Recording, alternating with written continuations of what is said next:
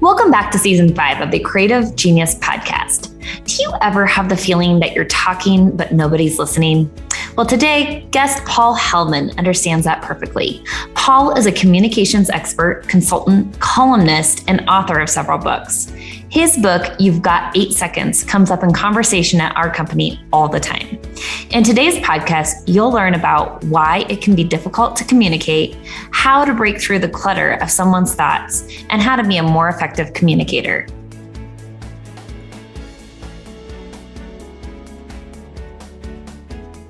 All right. Well, let's get started. And I want to welcome you to our call, Paul, and to our members that are here listening today. You're our studio audience for our podcast. And Paul, I had reached out to a few months ago, and we want to get him on our speaking lineup for future events. But I thought, meanwhile, until we're ready for that, I thought he would be a wonderful guest to have to talk about his book, which I think is phenomenal. And some of you probably caught that right at the very beginning. And it's titled, You've Got 8 Seconds, which I think is so perfect. And I want to share a little bit about you, Paul, and I won't go on, but certainly you can add to what I'm going to share about you. He is the author of several books, author of Naked at Work, How to Stay Sane When Your Job Drives You Crazy. Anybody feel that today? Yeah, probably so. And Ready, Aim, You're Hired. I thought those are great titles as well. And this book is making a point about the 8-second world, that you really don't have people's attention for very long. And if you don't have it in the first 8 seconds, you're going to lose them. Paul has a huge background and also has a master's degree in management from MIT's Sloan School, which is an amazing school.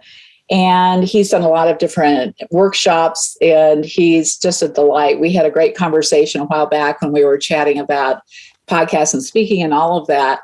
So, Paul, would you like to add anything to your background that people might be interested to know? Yeah, thank you, Gail. Probably I would want to subtract something. Would you? Yeah, because because in sync with this book, You've Got 8 Seconds, I don't want to lose people. But I really appreciate you mentioning what you mentioned. All right. Well, very good. Well, I think one of the things that I've thought about and I thought was so incredibly useful in having a book like this is it makes you think more succinctly. Not that it always works perfectly, but at least it gets you in the thought process of editing what it is you're trying to say so that people pay attention to you. So talk to me a little bit about the title. Where did it come from? Yeah, it actually came from research. I know that's not a great word. Research time tends to put people to sleep, but Microsoft did some research, and 8 seconds is the new average attention span. And here's what's really depressing about that. Goldfish are reputed to have a 9-second attention span. So goldfish are beating us. And everybody here knows this. We all know this because it's rare that you have a conversation, whether it's with one person or a zillion people, that somebody pays you their undivided attention. And I'm in a way in the attention business. How do you capture it and how do you hold it? And there's a cost. We have this phrase, pay attention, which tells us that there's a cost to attention. And there are a zillion and one distractions. So it's really, really easy. People are pretty good sometimes at pretending that they're listening. But are they? That's the nightmare. Well, I guess we'll test everybody, won't we? Yeah, we'll give them a test. Why do you think the attention spans are so short today? Yeah, I think they're short. I'm going to give you the reason that everybody already knows, and then I'm going to give you a different reason. Okay. So the reason everybody knows is all the electronic devices, right? I'm going to guess that everybody that's here, or most everybody that's here, and I may be the exception, is within arm's reach of a smartphone. That true? Now, I always tell people sometimes ask me, what's the best way to reach you? Can you give me your cell number? And I say, it's not that I don't want to give you my cell number, but it's the least reliable way to reach me, because I frequently am not in the same room with my phone, and I don't check it, but maybe once or twice a day. So that's the reason everybody knows, right? Sure. That we're in this electronic gizmo age, and we're in the information age. And think about all the information that's you're flooded with. You're just inundated with information, whether it's news or texts or emails or whatever. You're flooded with information. And the cost of information is attention. So it's like a seesaw. The more information there is, the more attention that eats. So the more information, the less attention. Anyway, that's the reason that everybody knows. So here's another reason that you may not know. And this gets to one of my favorite questions that I tend to work into different programs. And the question is, how many thoughts do you have a day? Let me just put some guardrails here. I'm not asking how many clever thoughts or innovative thoughts, or even how many different thoughts, just how many of those little thought bubbles cross your mind let's say in a 24-hour period. It's this, you might have thoughts now, I like this, I don't like this. How long is this going to be? Do I have time could I go get a cup of coffee? You know what? I haven't looked at my phone. Maybe I should check my message, like that. How many of those things do you think you have in the course of a day? We've got a lot of answers here. 20, oh, really? What do we got? We've got 20,000, thousands, a million, 50,000, 5,000. It's like an auction. The range. It's like an auction. Well, I'll tell you, the only time and I'm going to give you a number, but I'm going to suggest that you take the number with a grain of salt, because the only time I ever heard anybody put a number on this was years ago.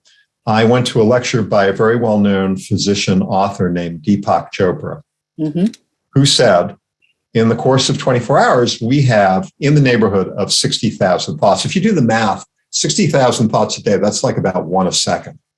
Now, I don't remember him saying how he arrived at that number. And so is it 60,000? Who knows? But we have a lot of thoughts. And if you've ever done anything like meditate or try to relax, or even everybody's probably had this experience. You wake up in the middle of the night, like it's 3:00 in the morning, and you have to go to the bathroom. So you drag yourself out of bed, you go to the bathroom, you get back into bed, you're dog tired, you pull the covers back up, but you can't get back to sleep because your mind has already clicked into the next day's to-do list. So sometimes our mind is just racing, despite the fact that we really need the rest. So those 60,000 thoughts a day are another reason, which is back to your original question, Gail. I'm not sure if anybody remembers it, but I do. You asked why 8 seconds? How has that happened? And we're not only competing with all the outside information, but we're also competing with all the internal mental chatter that just really plagues each of us pretty much 24/7. So I always tell people that when you're talking to somebody, this is kind of a strange way to say it. When you speak to somebody, you're speaking into a listening. So that's the other person or other people. You're speaking into a listening that's cluttered with 60,000 thoughts. So if you remind yourself of that, you are speaking into a listening that is cluttered with 60,000 thoughts. And none of them have to do, usually, with you, the speaker. That's kind of overwhelming. And how do you break through that clutter? And of course, I would think that that's hopefully what your book is going to be talking a little bit about, or you can share what you feel is your overall theme that they're going to get out of your book from reading it. Yeah. So just based, so I've been a consultant for some 30 plus years. Mm-hmm. And here's what I believe, how do you crack the code? How do you capture people's attention and then how to hold it? It's not that you have to speak obviously I'm not speaking in 8-second sound bites, right? So, but it is true that the first 8 seconds of anything do often make a difference. So I believe that there are 3 main strategies for capturing people's attention. The first is focus. The second is variety. And the third is presence. Focus, variety, and presence. And, Gail, I haven't done any in-person workshops actually since COVID. Everything I've been doing has been, I've taken pretty much all of my programs and just made them into webinars. Mm-hmm. But when I was doing in-person workshops, I used to do this exercise where at the very beginning near the beginning of the workshop, I'd split people into groups of about 5 or 6 people. And I'd say, go around the table if they were sitting at a table. And just do a quick introduction. I want you to answer the question. I want each person, please, to answer the question, how do you add value at work? Mm-hmm. Right? So just imagine you're sitting at a table with maybe 5 other people and you go around, here's how I add value at work, and somebody else says something and so on and so forth. It takes maybe 5 minutes. So then everybody comes back. And then I ask people, raise your hand. I'm not going to call on you, but raise your hand if you remember, let's say 95% of what just got said. Nobody raises their hand, right? Like everybody, they just heard from everybody at that table how they added value. Nobody remembers. And I'll tell you who especially doesn't remember, whoever was going to go second has no memory of what the first person said, because the whole time the first person speaking, they're going, I'm next. What am I going to say? What am I going to say? What am I going to say? So then I usually tell people, this isn't just a problem with that exercise. This is the way of the world every day. People are, that's back to the 60,000 thoughts. So then the question becomes, okay, well, you did remember something. Like somebody said something in those introductions that stuck. Why did it stick? Why do you remember what you remembered? And that's where I circle back and say, I'm going to suggest it was one of these 3 things. Either the person that spoke was very focused, and we can talk about what each of these things mean, or they used variety. They said something that surprised you or that was different. Mm-hmm.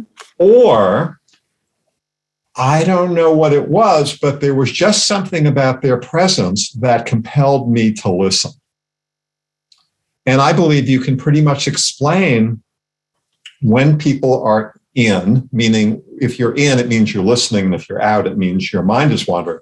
I think you can explain the in moments when people are listening, that the speaker is doing one of those 3 things. They are either very focused or they're using variety. They are what I call being slightly different, or they just somehow are projecting this thing called presence. And so one of the things I do in the book, by the way, in terms of presence, I take this thing which is kind of never defined and mystical. Either, people sort of talk about it like you either have it or don't, and say, no, actually, presence is actionable. Here are 10 things that you can do that will increase other people's perception that you have this thing called presence. Yeah. So I think so. Those to me are the strategies: focus, variety, presence. And we can talk more or less about any of those things. When I'm working with people, I always tell people you should be haunted. I want to haunt you with this question. It's not like I want to put a curse on your head, but I want to haunt you with a particular question. And the question is, what's the right amount of detail? Mm-hmm. And I'm always telling people, detail is like salt. You can always add more. You can always add more salt. But if you put too much in, you can't get rid of it. So the thing about what's the right amount of detail, you and I, and this is true whether you're, again, speaking one-to-one or one-to-many people, or even if you're sending an email or on a phone call, what's the right amount of detail? And I'm always suggesting to people, you can err on either side, too little or too much. But if you err on the side of too little, typically what will happen is people will start asking you questions. And then you're out of monologue mode into dialogue mode, which is always more engaging anyway. Interesting. So say less so that you can engage them more. Exactly. Exactly. Okay. So how do you get to become more focused in the way that you present your message? Yeah. Well, I'm going to give you a 3-word answer, and then I'll give you a slightly longer answer. Okay. So the 3-word answer is be the audience. Okay. That's the 3-word answer. Be the audience. So I'll give you a couple quick examples of what I mean by be the audience. If let's say somebody from this group were to email me this afternoon, and I hardly ever get emails like this, but if they sent me an email that said, "Dear Paul," like Gail, if you sent me an email that said, "Dear Paul," I would respond back, "Dear Gail." Now, that's not usually the way I would do it, but that's kind of be the audience. That's one example. Another example, let's say you call somebody up and you get their voicemail. And they say, "You called me up. This is not the message you would get on my office voicemail. But suppose it was, 'Hi, this is Paul. Leave a message.'" Okay, what did you learn? I think you learned a couple of things. One is, and again, that's not my office message, but I think you learned a couple of things. One is that I talk fast. And number 2, that there's no fluff in that message. So what does that tell you? It means be the audience. So that means if you experience me on my office outgoing message talking fast, probably what that means is I'm going to experience you as talking slow unless you speed it up a little bit. So that's another example. Wow. So that's known. Sometimes people call that adapting to your audience. But I'll give you, let me give you, if you want. So again, should we keep going on this, or do you want me to give you the longer answer? I mean, this is the short answer called be the audience, but there's more to it. Please. Okay. So in terms of be the audience, what I believe is, and this is in a way the good news, I believe every audience in the world, when they're listening, have 3 questions. And you could be talking to your significant other, you could be talking to your mother, you could be giving a presentation at a conference to 100 people. They would all have the same 3 questions, which probably no one will ask explicitly, but again, it's kind of the listening that you're speaking into. And I think of these 3 questions as hurdles, that if you can jump over the hurdle, you've upped the odds that people are going to pay attention to you. So this is how I take the 3 words, be the audience, and operationalize it, right? So in this sense, be the audience means understand the 3 questions that every audience has. Okay. So you can, again, if we think about these questions as obstacles, they're sequential. It's like you're jumping hurdles. So the first obstacle, which is the first question, is,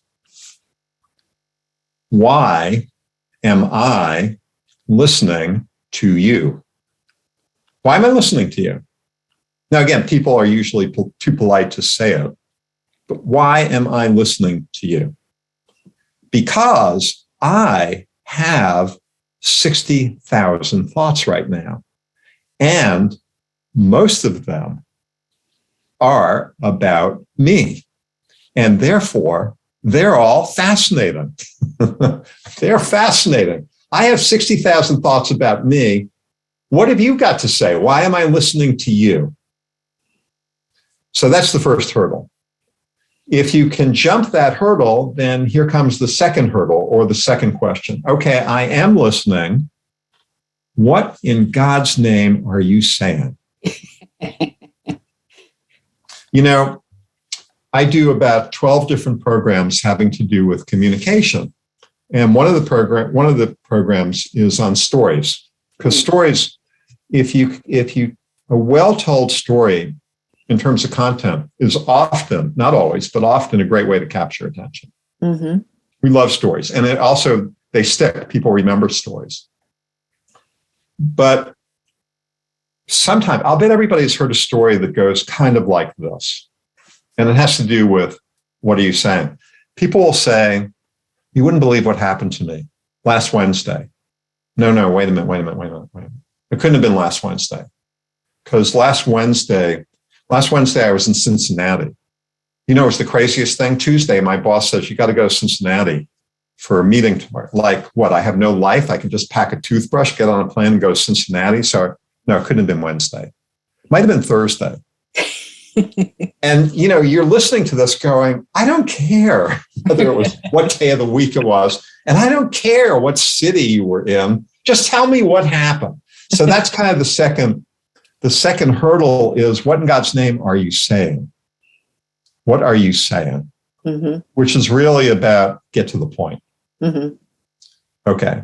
And then assuming you've jumped these first two hurdles, okay, why should I listen to you? I am listening. What are you saying? I get what you're saying. The third one is, what am I supposed to do with this information? What am I supposed to do? It's interesting because sometimes couples have this problem. So, let's say you're married or you're living with somebody and it's an intimate relationship, and one person has something very stressful happen, and they just want to vent about it. Mm-hmm. And so they tell their partner or their spouse this thing that happened.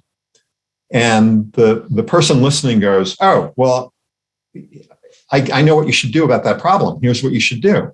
And the person who was saying it is thinking, I wasn't looking for advice, buddy. I just wanted to tell you the thing. I didn't need you to fix it or me. I just wanted you to listen. But it was kind of unclear to the listener what they were supposed to do.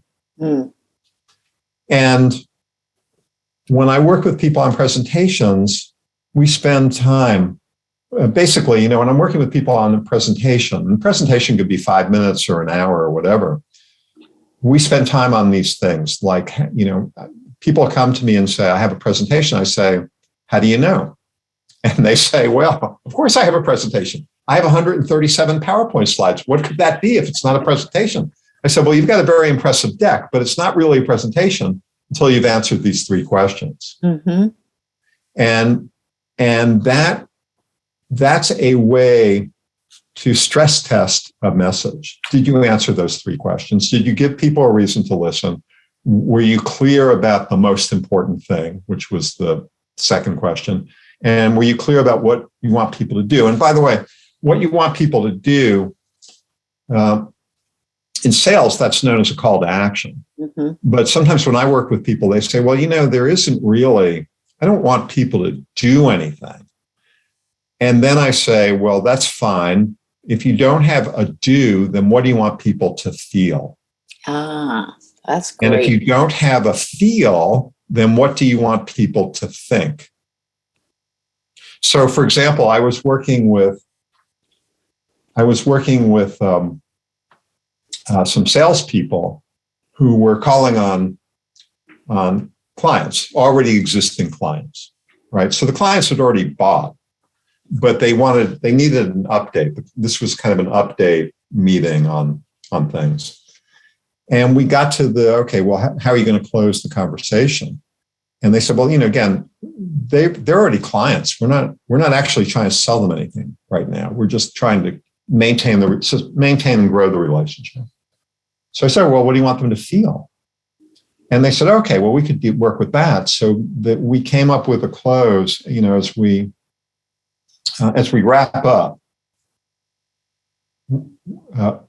feel that, I hope you feel that how important you are to us, and that making sure you're satisfied is really our number one priority. Something like that. And that's stronger than thank you for listening. Have a good day. Right. Wow. I wish I had had you right before I had this other conversation about an hour and a half ago with my leadership team. Yeah. So that's the long answer to how do you focus a message. The short answer is be the audience. The long answer is you need to answer these three questions. Why am I listening? What are you saying? And what am I supposed to do? And if not do, what am I supposed to feel? And if not feel, what am I supposed to think? Excellent. If it's a think, by the way, if there's no do and there's no feel, then the think close becomes something like, if you could only remember one thing, please remember this. And then you're circling back to what I call your main message, your most important thing. These are pearls of wisdom for sure. Oh, well, thank you. So that's all when we talk about focus, it's not, part of it is say less. Part of it is be concise. But part of it is, it's a design question, really, right? So it's really a design question. How do you design a message that ups the odds that the message will stick? And I'm suggesting you do it by be the audience and understand the three questions that are rattling around inside their heads. Would that be the same thing as a through line in a sense, where you're asking that question and you're taking it back to the beginning? Oh, I think a through line is great. I think if you can have a through line, that's good, but you can only have a through line if you understand what your main message is. You can bookend a message, right? So you can use something in the beginning and then call back to whatever that thing was at the end, which gives people the sense that you're really organized and that you really have thought about this. So that's kind of bookending. But a through line is something you pull all the way through, which to me suggests that you understand what the most important thing is, and you just keep hitting the note, maybe in some different ways, but again and again and again. Okay, great. This is a big question, and I like this question a lot because I think we can all work on this. How can you train yourself to say less? Yeah. So I use an exercise that I'm always suggesting to people. It's kind of a Goldilocks exercise, right? So when I do this in programs, I usually ask people to come up with some message. It could be something simple like talk about an accomplishment. And I give people a way to, I actually have a template for how you can talk about accomplishments, because that in itself is a thing. People have a hard time doing that. So I give people this template. I say, okay, take a look at this, see if it helps. Now put together, spend a couple of minutes, remember an accomplishment. Could be from yesterday. It could be when you were 10 years old. Could be professional, could be personal. But use the template if it's useful, and come up with an accomplishment that you can talk about in a minute. And then I pair people off. Okay, so you get a minute. And then the person who has spoken thinks, okay, well, now we're going to switch. The other person's telling me about it, but that's not what happens. Then I go, okay, the person who just spent a minute, you go again, but now do it in 30 seconds. Same accomplishment. And then that's round 2. And then round 3 is, okay, good. Now do it again in 15 seconds. And then finally, the other person that you're paired with gets their opportunity. But that's, I think, how you train yourself. You, like Goldilocks, you have the short, medium, and long version of whatever the thing is. And that goes back to be the audience. And it goes back to the question that I haunt people with: what's the right amount of detail, right? Because for some audiences, it'll be the short version. For others, the medium or the long version. But that's be the audience. And that means that you can flex. You have the ability that many people don't exercise, which is the ability to flex your detail depending on the audience. Great. So I think you have to, it's really kind of an exercise that you have to do. I was on a Zoom call this morning. I'm in a weekly men's group. So there are a variable number of people on the call. And it goes for 90 minutes. And people, the thing is, we all just check in. Well, there's one guy who goes like 10 minutes, way too long. And it's awkward, at least so far. Nobody's really said anything. And maybe I'm the one that should say something because I'm the 8-second guy.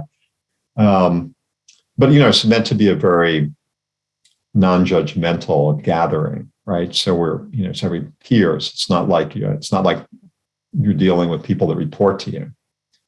But people, I saw one person as he was going on this morning, one person yawned, didn't even like hide the yawn, just kind of yawned. So what's the right amount of detail? Mm-hmm. I love that. Well, I'm also curious, since we communicate in so many different ways, what about trying to get people to read your emails? How do you get them to do that? I think our whole audience of listeners today would probably say they have difficulty getting people to pay attention. Yeah, and I have a client. I was doing this work. I have a workshop called Your Point, which is all about focus. And this particular client loved that workshop and said, "Can you do something on emails?" And so I created an email. So one of the 12 things I do is about emails. It's really the same problem, right? With emails, it's how do you get somebody to open the email? How do you get somebody to read the email? How do you get somebody to take the action that you need taken? It's the same thing. So, and you have to think, instead of 60,000 thoughts, when I do an email program, one of the questions I ask people is, as we're starting, is how many emails a day do you get? Okay, so 300 to 400 is what I'm seeing overall emails. Yeah. So then you don't need to answer this question, but of those 300 to 400 emails, how many do you actually open? And of the ones that you open, how many do you actually read, right? You can see it's the same problem. Instead of 60,000 thoughts, we have all these emails. So the first one is the subject line. What do you put in the subject line? And too often, people make the mistake. I think, maybe it's not a mistake, but they don't use the opportunity of the subject line. So they just recycle an old email from whoever it is that they're going back and forth with. I got an email one day that said, "Our 2:30 meeting has been canceled." That was the subject line from several weeks earlier when a 2:30 meeting had been canceled. But it had nothing to do with that day when the meeting was in fact going to happen. But whoever sent it just didn't take the time to freshen the email, freshen the subject line. So think about what captures your attention. Sometimes questions capture attention. Mm-hmm. Sometimes if you need action, you have to be careful with this one, but when I need action, I'll start an email, action required, and then maybe put a colon. Now you have to be careful with that because you can do that too often and then people will tune that out. Sure. But you want to think about what would be an attention-getting subject line. That's the first thing. And then the second thing is figure out what's the most important thing that you want to say in that email. And can you put that most important thing as close to the top of the email, not the body, not the subject line, but as close to the top of the body as you can. And then the third thing I would say is, and this has to do with details. So it's basically give somebody the headline news as early as possible. And then what I frequently do is I have a new paragraph that will start with the word details, or will start with the word background info, so that somebody reading that, they could just read the headline news on the top of the body, or if they want more detail, they can read they can keep reading the paragraph that starts with details. Mm. But I've split off the details from the headline news. And I think that's a really useful thing. And then of course, there are, when I do the email workshop, I was doing that one day. And my clients are often really large global companies. So what that means is when people come to a workshop, they're coming from a large company and they frequently don't know anybody else in the room, even though they're all from the same place. Anyway, I was doing this email workshop one day, and a guy raises his hands and he says to everybody in the room, if you send me an email and it's more than 5 lines, I won't read it. And I thought, wow, you don't even know who else is in this room. You're just making this blanket statement. That's kind of, to me, very risky. Mm-hmm. But I think a lot of people feel that way. And again, I send emails sometimes that are more than 5 lines, but I use this thing that I was just describing where I break out the details. And then also it's just formatting the email so that paragraphs are no more than, let's say, 2 lines long. Mm-hmm. You use lists, you use bullets, you format it in a user-friendly, easy-to-read way. And if you read the newspaper, there's something called, in journalism, there's something called the pyramid technique. Mm-hmm. Which is how newspaper articles are written, which means, again, the most important thing is on top, and then the next most important thing, and the next most important thing. I still get the only print paper I get is the Wall Street Journal. And if something makes it from page 1 to an inside page, what you discover if you read the rest of the story is it gets decreasingly important. Mm. So that frequently you don't even finish the inside page. Well, that's in a way what the email should be like. So using this kind of pyramid technique, most important thing on top.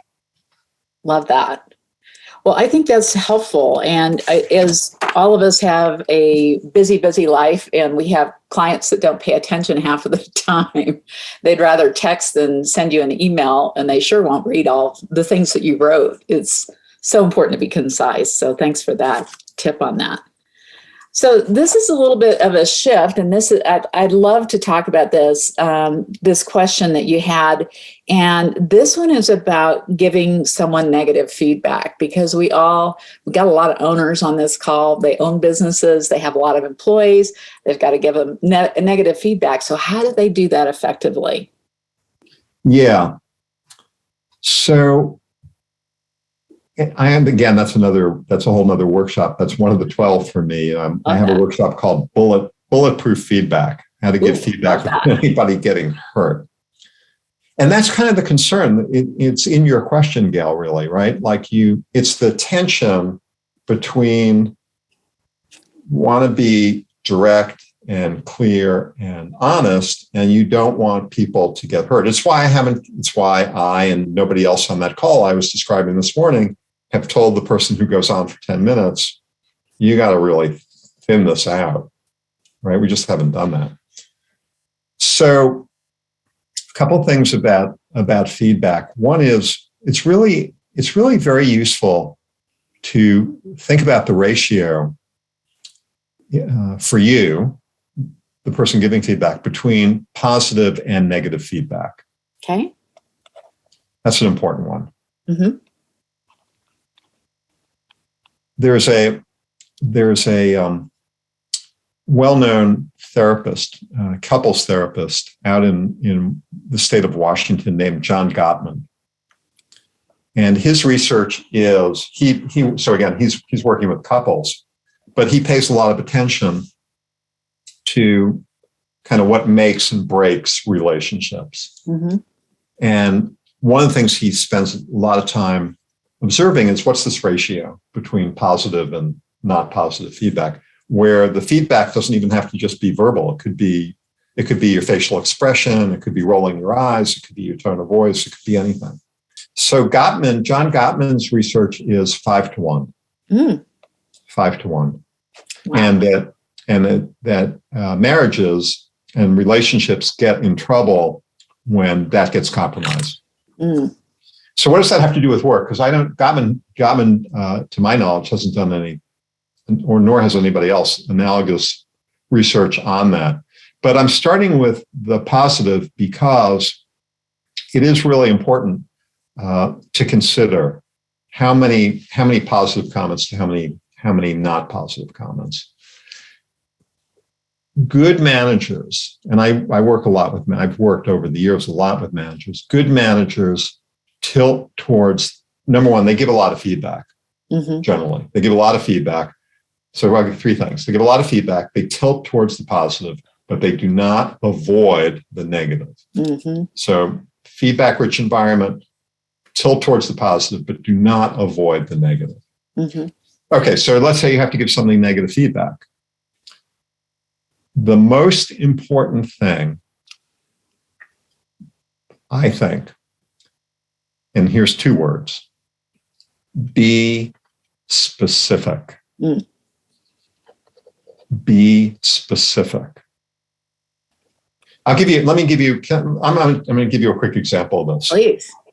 So when I started giving workshops, I was working with a really large leadership and professional development company.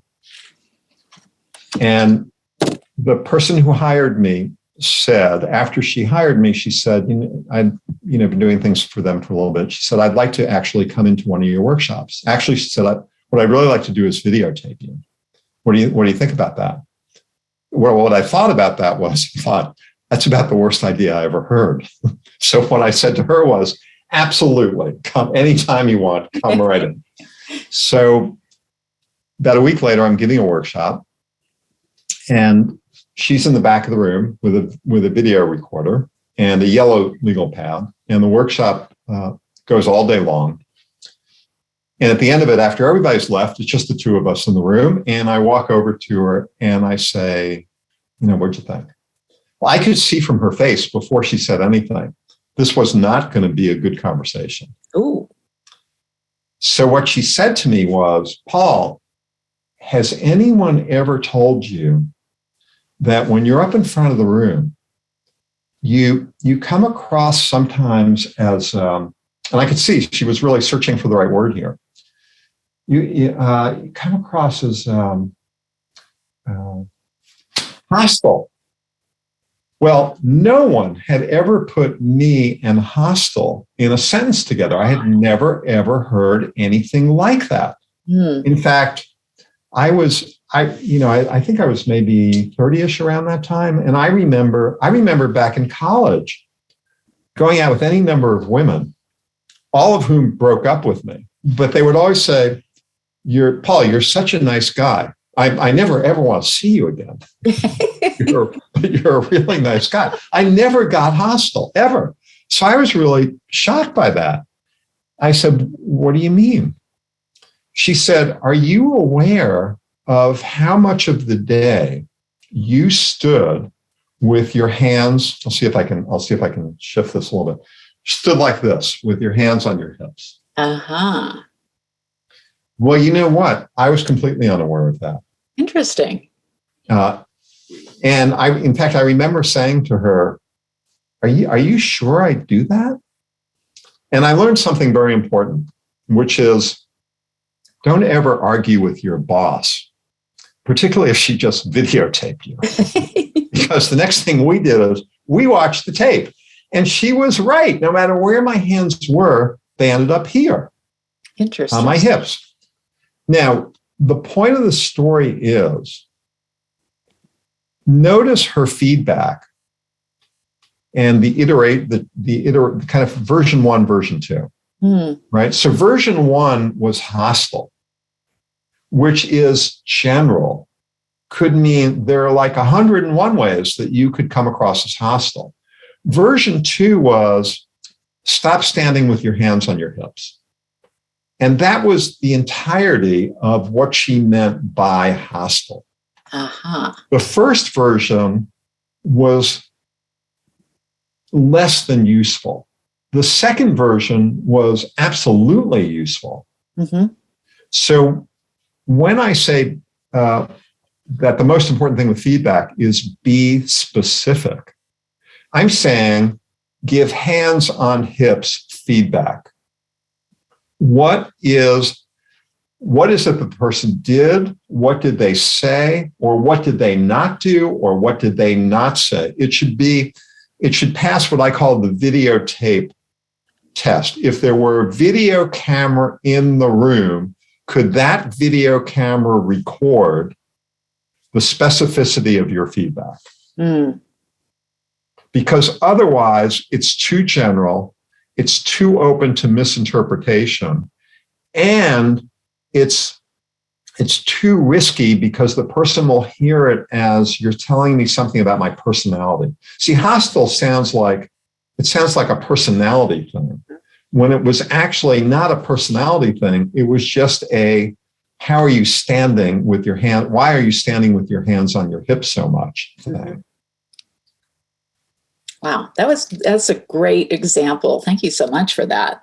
Yeah, well, and I'll tell you, I have done countless programs on feedback, and it's the one thing I see managers struggle the most with, which is making their feedback specific and behavioral and observable. So again, great managers, they give a lot of feedback, they tilt towards the positive, but they do not avoid the negative. When they talk about negative things, they make it about behavior, not about personality, by being very, very specific. Okay, so you mentioned 5 positive to 1 negative. And of course, years ago, I read a book about do a sandwich, but I've read later that you don't do the sandwich of 1 positive, a negative, and a positive, because then it's not a positive sandwich. So how do you go about doing that, especially in your day-to-day? How do you try to measure that? Yeah. Well, I'm with you, Gail. I think the sandwich technique is totally discredited, as it should be. The sandwich technique is like you say, Arthur, great job on that report. It's true, it was late, it was riddled with errors, and I suspect 80% was plagiarized, but keep up the good work. That's the sandwich technique. It's crazy. So sometimes what you want to do is, if you can, what you want to do is one message per conversation. So you have something negative to say, just keep it about that. Pick your now, you still have to come up with, if we go back to why am I listening, those 3 questions, why am I listening? What's the main, what are you saying and what do you want me to do? That works with feedback, by the way. So you could start with a purpose statement, which could sound like giving someone positive feedback. I think you're going to have a great career here. And I'm concerned, and by the way, you don't want to use the word but when you're giving feedback, because but basically wipes out everything that you have said that came before the but. So you could start, you could say, I've been really looking forward to this conversation. I think you've had maybe you would say, I think you've had a great year here. And I want to talk about something that I think is going to become an obstacle for you, or something like that. Or I want to talk about something that I think is going to be easy for you to correct and important for you to correct. And that has to do with blah, blah, blah. Here's what I noticed.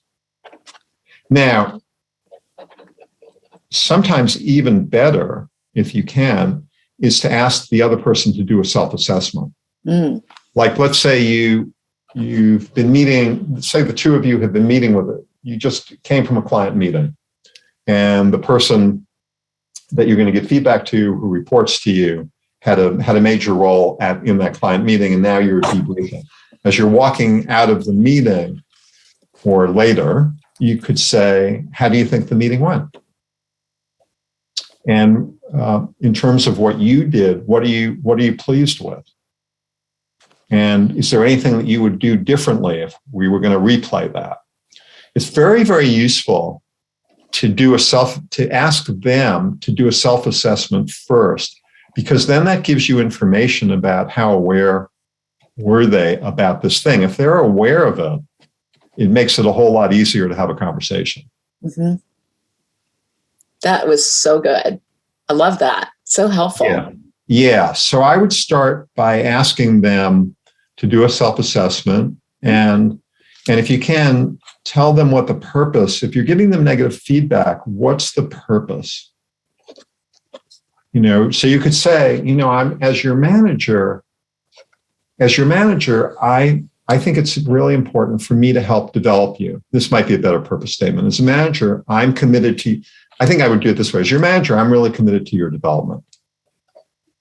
And that means not only telling you when you've done things well, and I hope I tell you that enough, but also pointing out ways that I think you might do things even better, or pointing out ways that I think you might improve, or pointing out things that I think will get in your way if you don't address them. Mm-hmm. I might pick one of those. Great. Can we talk about blah, blah, blah? Mm-hmm. I think that's one of the hardest things, and a lot of us are people pleasers. Yeah. So we don't necessarily want to give the bad feedback or the slightly negative feedback because we don't want to hurt someone's feelings. So I think those ideas are great. Very, very helpful. Well, yeah. And that gets us in a way, and let me jump over, we talked about the three strategies, right? Focus, variety, presence. Right. And I mentioned with presence that there are at least 10 things that contribute to other people's perception that you have this thing called presence. So one of the 10 things that speaks to what we're talking about now, Gail, is command. Mm-hmm. The action called command. And I can't tell you how many people struggle with this. Command means that you're more concerned with results than being liked 24/7. So a lot of us avoid negative feedback, giving negative feedback. It's not only that we don't want to hurt the other person's feelings, it's that we don't want them to be angry or not like us. Mm. So command is about that. And I don't know to what extent this helps, but it's important for us to remind ourselves, by not giving somebody negative feedback, we're actually hurting them. Mm-hmm. Like if I have spinach between my teeth, I would hope that somebody before this set, we had a leafy salad kind of a lunch, and I would hope my colleague before we go into a set of afternoon meetings would say, Paul, you may want to check your teeth. I would hope that somebody would do that, because otherwise I'm going to have all these meetings with green teeth. Mm-hmm. So funny. Yeah. Yeah. So I think it's important to realize we really do somebody a disservice. Like that, I didn't love hearing about hands on hips, mm-hmm. but that manager that day gave me a gift. Exactly. Because I have stopped doing that, and I was unaware of that. I would have done that for the next 30 years if she mm-hmm. hadn't told me that. And if no one had told me, I'd just keep doing it. I wouldn't know. I just wouldn't know. I mean, it's a spinach on teeth kind of a problem. Well, I think another clue from this too is that we need to ask for feedback ourselves, so that we're not just hearing what people want to say that's nice to us, but they're telling us the truth about where we could improve. Yeah, I think that's right. And I also think that's really important, for people here that are managing other people, for you to ask them to give you feedback. I have a friend who's a manager, and he does something that I really like a lot, which is at least once or twice a year, he has a one-to-one conversation with his direct reports that he calls a 3x3. And he would say, if you were working for him, Gail, he'd say, Gail, next Friday, we're going to have our 3x3.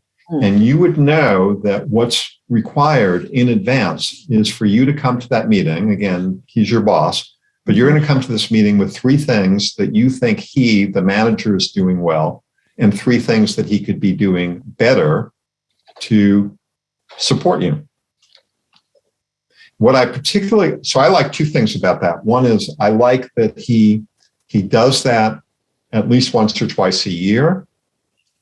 I also like that he's asking for a specific number. He doesn't just have a conversation with a direct report and go, I'd love for your feedback. How do you think I'm doing as your manager? Because by and large, if you do that, you're going to go, you're great. You're doing great. Don't change a thing.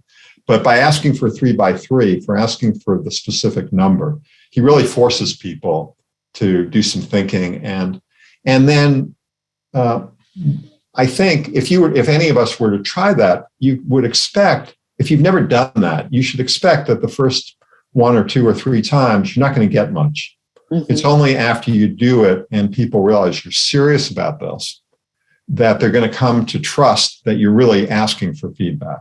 Mm-hmm. And then if you create that, then you've leveled the playing field, because if you're inviting how are 3 ways I can improve, then it's a whole lot easier for it to be reciprocal. Mm-hmm.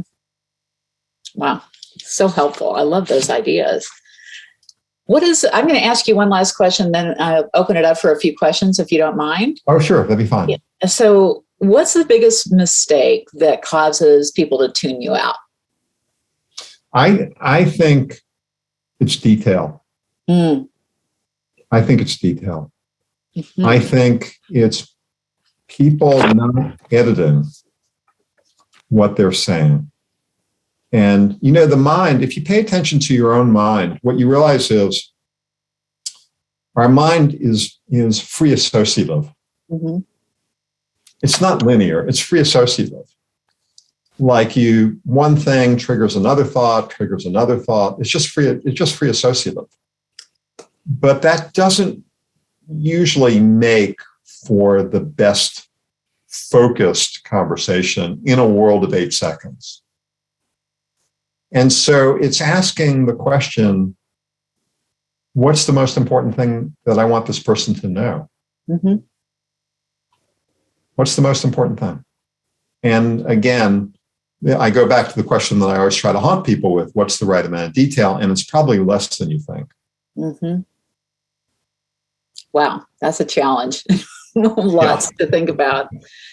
Your book is on my list of reread because I think there's so much information in there in terms of things that we can apply every single day. So thank you for writing this, because it was one of my favorite reads for the last 6 months. Oh, well, thank you, Gail. That's very kind. My pleasure. It's my pleasure. Well, I wanted to just open this up to questions. There is two from Stephanie. She says, how do we learn to end conversations effectively? Yeah, how do we learn to end conversations effectively? Mm-hmm. So I wonder, Stephanie, if you could maybe either by chat or by voice. Gail, are people able to speak? Yes, or is it just certainly welcome to speak. Yeah. Can you just add, what kind of conversations are we talking about? Well, I'm just thinking of, say, like an employee review, or we're giving that feedback. I feel like it's hard sometimes for us to wrap up and to know how to leave the meeting, if that makes sense. How to, what's the best way to leave a conversation? Do we recap things in a short synopsis? What's the best way to leave it, I guess is the... Yeah, good. That's great. And that's helpful. So if we're talking about a conversation with an employee, and particularly a feedback conversation, I think there are at least 2 things I would point to. So one would be, is there a call to action? And by call to action, what is the next step? So are we going to have a check-in in a week or 2 weeks or 30 days? What's the next step? Or what are we asking them to do? Are we going to do something? So that would be one thing. And then the other thing, in addition to a call to action, to the extent that you can do this authentically, would be to end with a positive expectation. We are really shaped by expectations. Mm. And so to say, thank you let's say you're giving somebody negative feedback. I really appreciate your openness today. As the manager, I might say, I really appreciate your openness to hearing this and to considering it. And I know that this is, I know given your capabilities, this is something that you will absolutely be able to handle. And I just want you to know that that I really have great hope in your career here, or something like that. Mm-hmm. To end on it's not the sandwich technique, but it's ending on a positive note. Like what is your expectation? I think once you're able to resolve this, I think there are great things in store for you, or something like that. One follow-up question. What if it's a conversation you're not anticipating?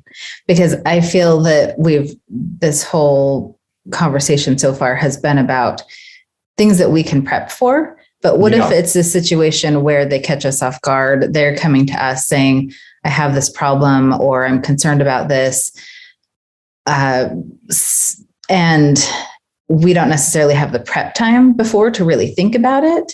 Yeah. Is there do you have a recommendation on, okay, just keep it short and simple and say, we'll get back to this later? Or do you, I don't know if that makes sense. Well, it makes perfect sense. It's a really good question, because you're right. Like a lot of this is improvisational, really.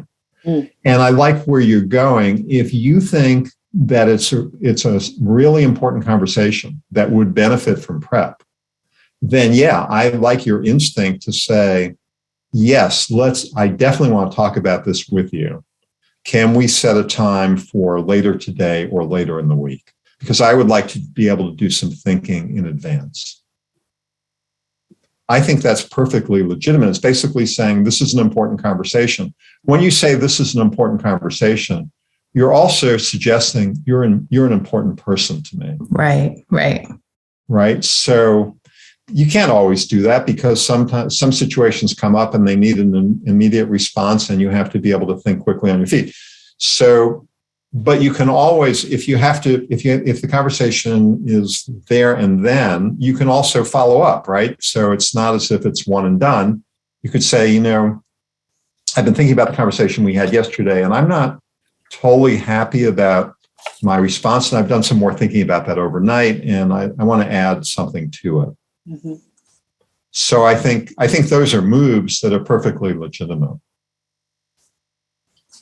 Really like the question, because you're right. A lot of stuff is improvisational, but I think to the extent to which you practice some of these principles around focus and around be the audience and so on and so forth, they don't become completely automatic, but they move in that direction. Thank you. Excuse me. What's interesting to me is that as I'm thinking through this conversation, that we think we're good communicators, but what I'm getting out of this is how much finesse can be added on the top of everyday communications to improve our ability to get our point across and to actually, as you said, have command of the situation. So I find this really fascinating, and it makes me want to dig into more classes about communication.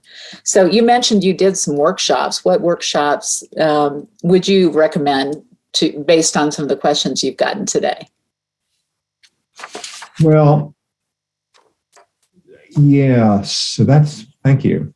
I love the question. And as I mentioned, I do about a dozen different programs. And I do have so my company is Express Potential. Okay. Express Potential. And if you go to expresspotential.com, I've got some really fast videos, 2-minute videos there. And I've also got, there's a page where you can see workshops and keynote speeches and things like that.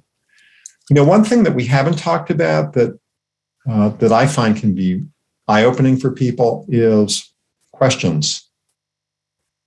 Being able to ask smart questions. Mm-hmm. And I'll give you a quick example. Mhm. If I said, most people have heard the distinction between open questions versus closed questions. So if you ask somebody about their weekend, you could say, did you have a good weekend? Right. And that's a closed question. And that, by the way, that might be perfectly fine. Did you have a good weekend? You could be walking down the hallway and did you have a good weekend? Yeah, I agree with you. A good weekend? Yeah, yeah. And we don't even have to stop and talk. So that's a closed question. An open question might be, what did you do over the weekend? Now, so people understand that distinction between closed and open, but I would say I want to add a third distinction, which is smart. And I would say neither of those questions about the weekend are smart. They're not bad questions. They're just not what I would call smart questions. So what's a smart question? A smart question is a question that gets the other person to think, which means they have to be engaged, which means they have to be paying attention. So what would be a smart question that you could ask somebody about the topic? Forget about last weekend or next weekend. Forget about a specific weekend. But if I just said, what would be a smart question you could ask somebody about the topic of weekend? See, we're kind of stumped, right? Because, Yeah. And this gets to what you were just saying, Gail, right? Like we think we're really good communicators, Mm-hmm. but at least, I think we would all agree more than half of being a good communicator is how you listen. And part of listening is to be able to spark the other person to talk by asking thought-provoking questions. Mm-hmm. And we don't do that a lot. So a smart question about weekend. Oh, I like this one. What did you do to rejuvenate this weekend? That's nice. Nice. Like that. Hey, Gail, I haven't been looking at the chat, so I don't know if there was another one that we should be looking at in terms of weekends. That's the one I'm seeing so far. Okay. Mm-hmm. So if you said, what would an ideal weekend look like? I like that question. Mm-hmm. Now, let's apply this to work. Mm-hmm. Let's apply it to work. I was reading an interview with a CEO, and I was struck at the end. She said, here's my favorite question. And her favorite question was to call one of the employees of this company. And again, she was the CEO. So she calls this an employee, random employee, into her office, just the two of them, one-on-one. And she says, is this a high-performing organization? Ooh. And that was her favorite question. I love that. Yeah, I don't. Really? No, I hate it. And I'll tell you why. Again, let's go back to be the audience. Okay. Mm-hmm. So you work in this organization. You're now alone with the CEO. It's just the two of you in the office. She's running the organization. And she says to you, is this a high-performing organization? I'm guessing that, and this wouldn't be true of you, Gail. You might just be a very open, honest, direct person, which all virtues to your credit. I'm guessing, though, that a lot of people in that seat are going to feel like they're in the hot seat. Mm. I'm talking to the CEO.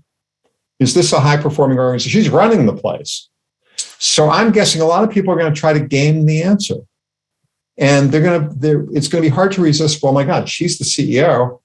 Of course, this is a high-performing organization. How could it not be? You're running, like that.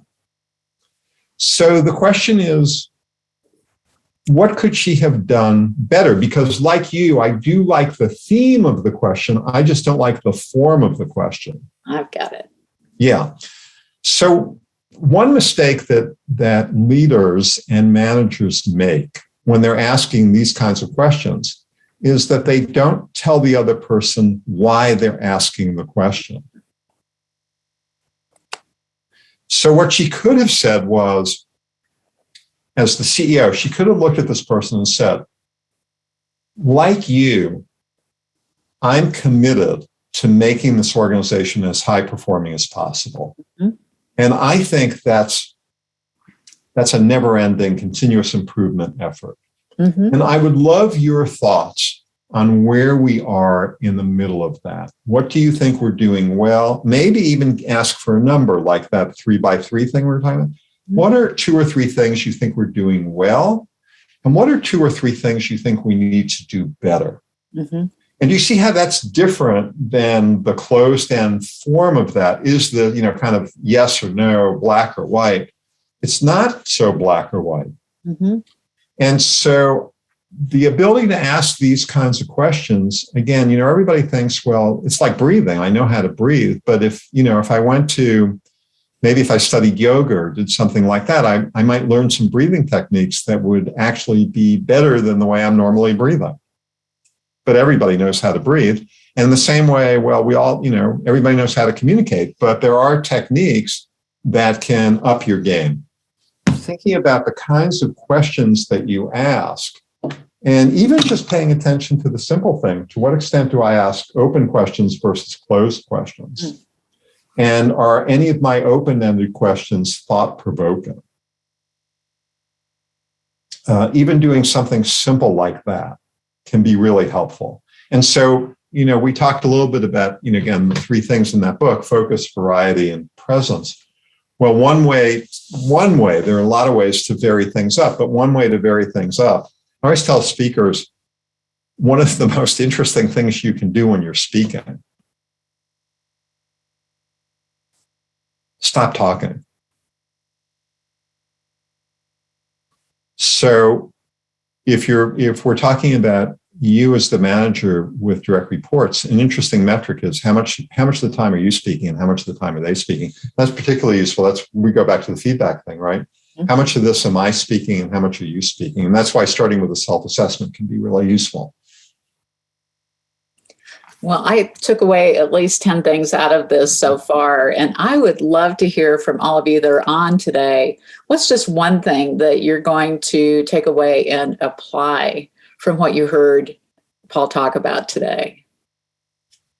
I always love to have takeaways because I think it's so interesting what people hear and want to apply after they hear it.